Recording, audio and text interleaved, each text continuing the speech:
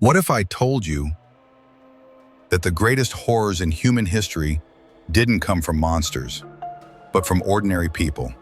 People like me, people like you, placed in a specific setting, in front of a voice of authority, under a white light, a badge, a simple order: continue. Experiments conducted by scientists, funded by universities, approved by ethics committees that chose to look the other way. Educated people created artificial realities and placed other human beings inside them, just to see what would happen.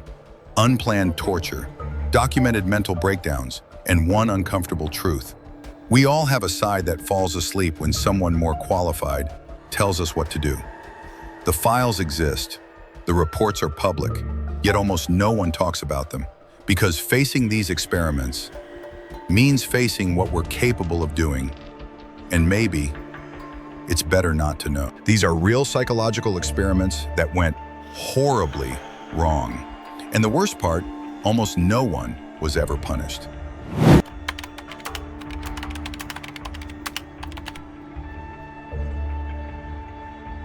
Imagine you're sitting in front of a machine with buttons. Each button is labeled with a voltage: 15, 30, 60, 120, up to 450 volts.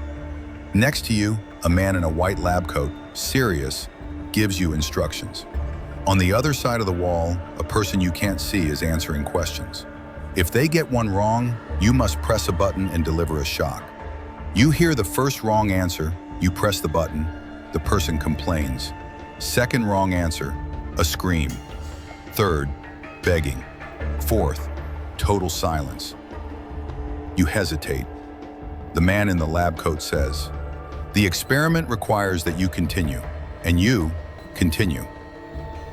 This was the Milgram experiment, conducted in 1961, shortly after the Nazi trials in Nuremberg. Milgram wanted to understand, were the horrors of the Holocaust committed only by monsters, or could anyone, when pressured by an authority figure, commit atrocities? The result was devastating. 65% of participants delivered the maximum shock of 450 volts, even after hearing screams. Even believing the other person was dying. They weren't under threat. They had nothing to gain. They were just obeying. What does this reveal about human nature? That evil often doesn't come from hatred, but from obedience, from passivity.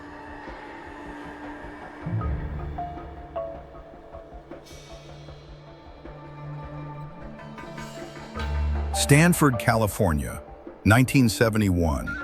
A university basement was turned into an improvised prison. Cells, bars, rules, cameras. 24 healthy, ordinary young men were selected. By random draw, half became guards. The other half, prisoners. None of them had training. No violent history. It was just supposed to be a 2-week experiment. But within just 6 days, everything spiraled out of control. The guards began to impose physical punishments. They deprived prisoners of sleep, food, and showers. They forced humiliating tasks: scrubbing toilets with bare hands, walking naked, being locked in tiny spaces for hours. Zimbardo, the lead psychologist, watched it all unfold without stopping it. He himself became the prison warden, fully immersed in the role. He forgot it was just an experiment. One prisoner had a psychological breakdown. Another collapsed. Still, the guards continued. Worse, many were enjoying it. This experiment revealed something deeply disturbing. When placed in a position of power, ordinary people quickly abandon empathy. They adapt to the role they're given, and sometimes become cruel without even realizing it. Evil doesn't always come from those who plan it, but from those who accept a role and perform it without question. 1930s, Iowa, United States.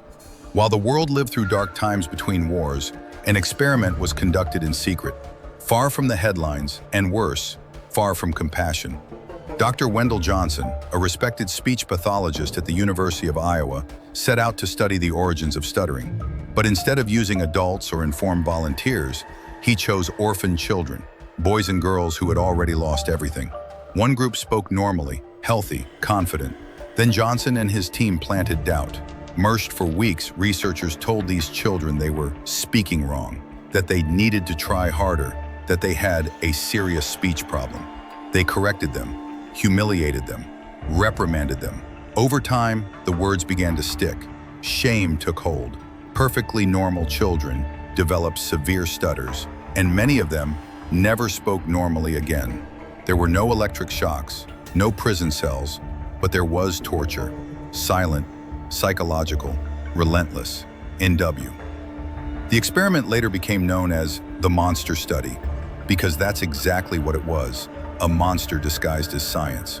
To this day, none of the children have received real compensation. And the question remains, how many studies like this have been buried throughout history?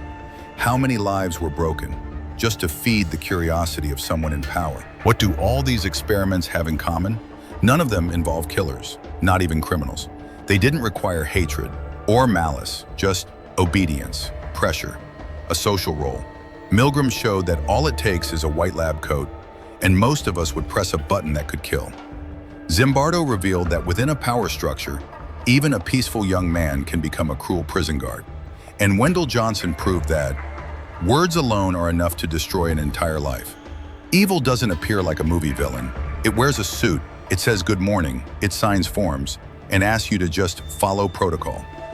The real question isn't, how could they do this? The question is, how many of us would do the same under the same conditions? Human beings are moldable, and that is terrifying. So the next time someone tells you, I'm just following orders, remember what you saw here today, because the monsters in these experiments weren't psychopaths. They were people like me, people like you. If this was done with volunteers, students, orphans, imagine what could be happening right now, in places no one is filming, to people who have no voice, for purposes no one admits. What's being tested right this very moment? If you want more hidden truths, subscribe, because in the next video, the experiment might be happening to you.